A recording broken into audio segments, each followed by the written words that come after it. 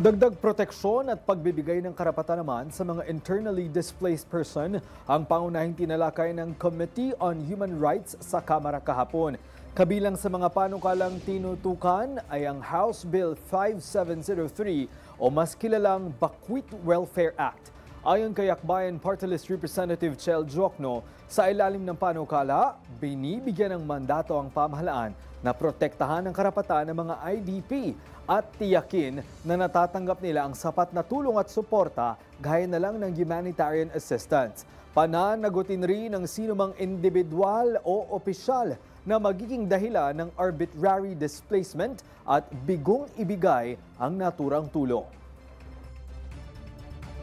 Mr. Chair, dear colleagues, let us make sure that when a Filipino is forced to become a bakwit, they are never stripped of their rights, their safety, or their hope. Responsibilidad po natin lahat na makabangon sila ulit mula sa pagkalugmok.